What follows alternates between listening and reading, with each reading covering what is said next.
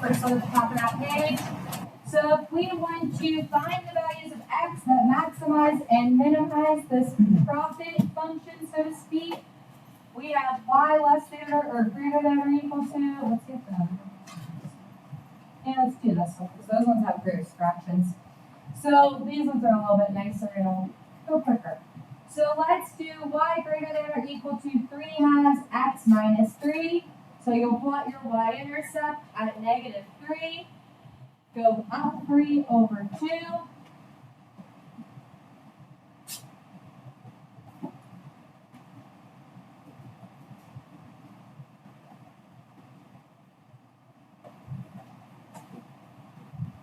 Then you graph your y less than or equal to -x plus 7. So this one is above, that graph is below. So that's going to give me this middle region here. But then on top of it, I have that the x and y's have to be greater than or equal to 0.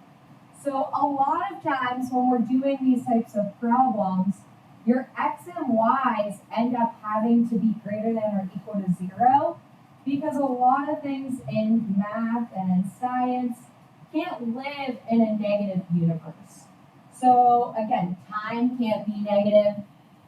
So what happens is we end up giving ourselves these constraints in which our values are non-negative.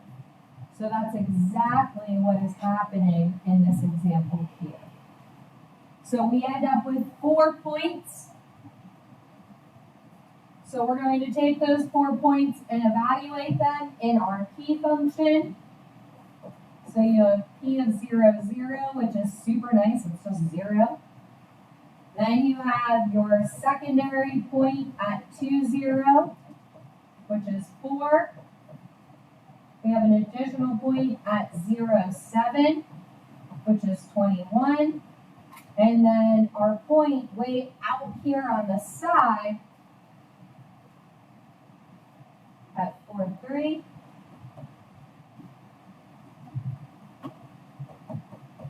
Which is 17. So again, if you're looking for the max and the min, you're looking at those objective function values. So your min is at 0 and my max is at 21.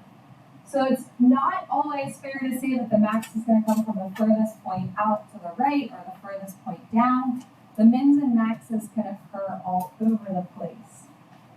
Now, as a follow-up to this, if these constraints did not exist, if those constraints did not exist, and this shading had continued over here,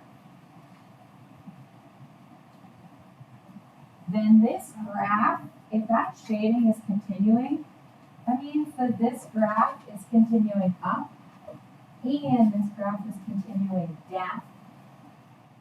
So then this graph would actually not have a min or a max. So if a graph continues infinitely, it may not have a min or a max at times.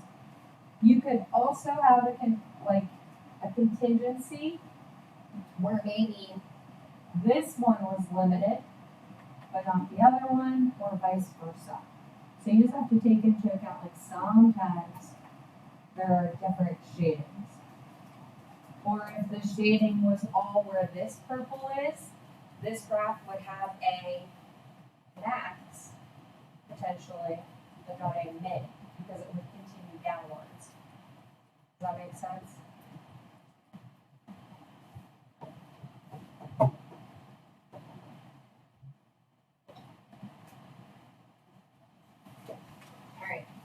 So let's do another word problem. A furniture manufacturer can make 30 to 60 tables and 40 to 100 chairs.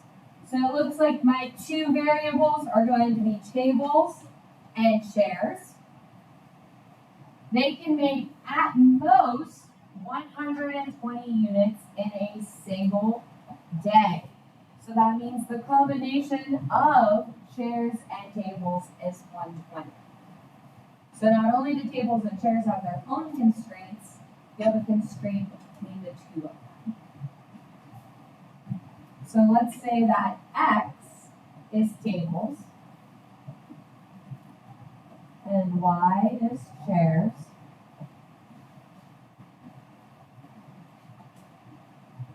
So X has to be between 30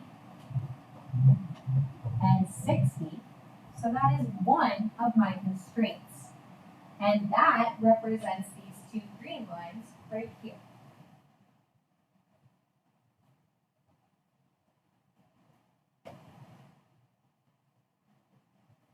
My tables have to be between 40 and 100.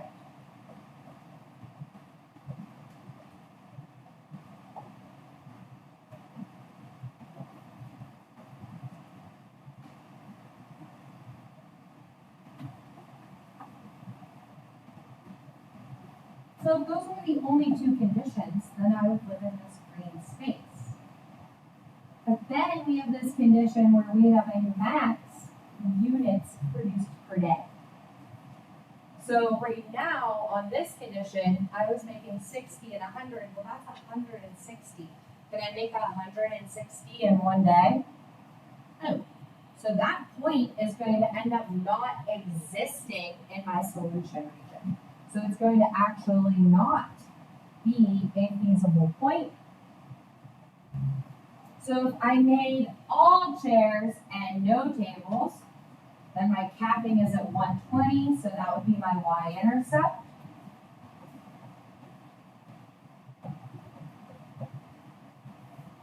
Or if I made all chairs and no tables, same thing.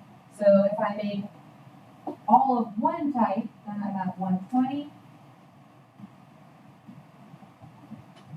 which is my two corners. If you solve for y, your slope is -1. So I'd be going down 10 chairs and tables continually and equally.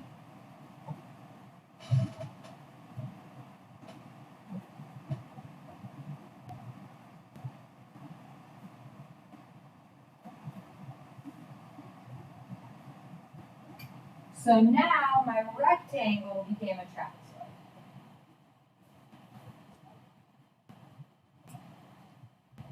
And my feasible region became smaller.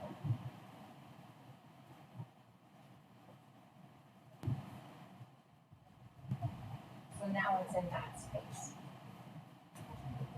The objective function is actually hidden in the word problem this time. So I stopped reading because I wrote my constraints, but I stopped reading because I knew that the next part of the information had nothing to do with my graph. Because it said the profit on a table is 150. So that's the money I make. The profit on a chair is 65. How many tables and chairs should I make to maximize my profit? Which makes sense. You want to make the most money, but you have a limit to what you can produce. So the graph shows me what I can produce. The objective function is going to show me what I can do.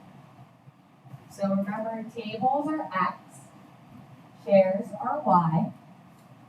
So my function for profit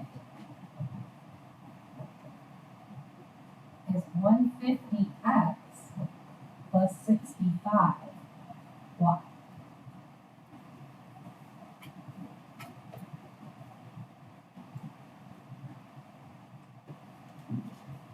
My vertices are at 30 and 40.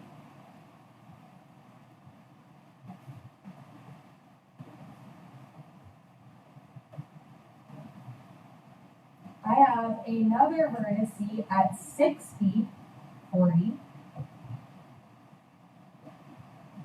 60, 60, So I could make an even amount of both, or 30,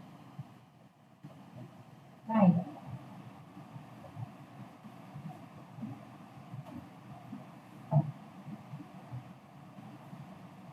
So then, after you have your vertices, you have your profit. Now you want to find out how much you make.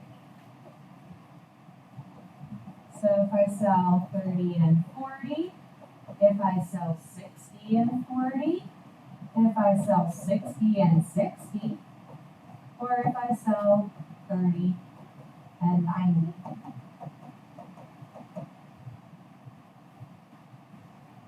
Very good math. 150 times 30 and 35 and 65 is all maybe numbers.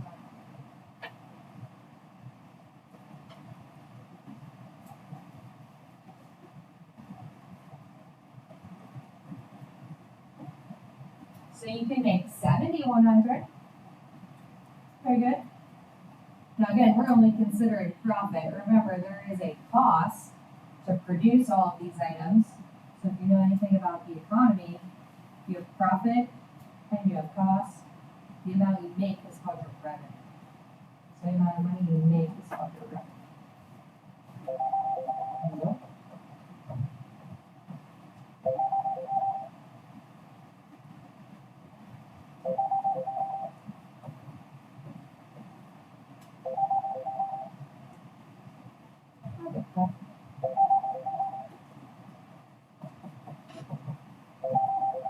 All right.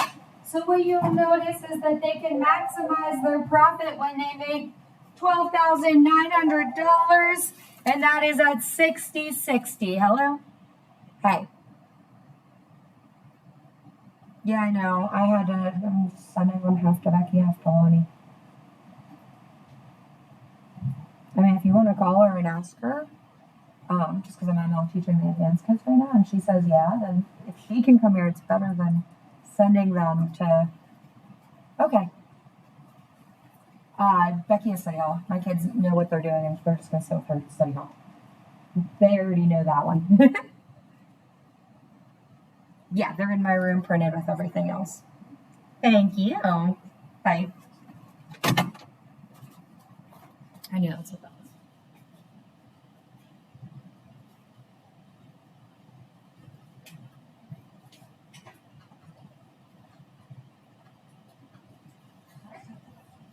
So, what production do you not want to have happen?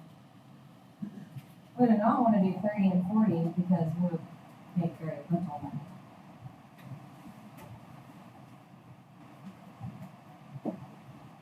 Thinking about the examples we just did, do you think another word problem or another graph with like all the lines and the points is what you need for your next exam? Like 5 minutes. That's what we're going to get through another word problem. You just want to be able to start on your head. I mean, it doesn't matter to me.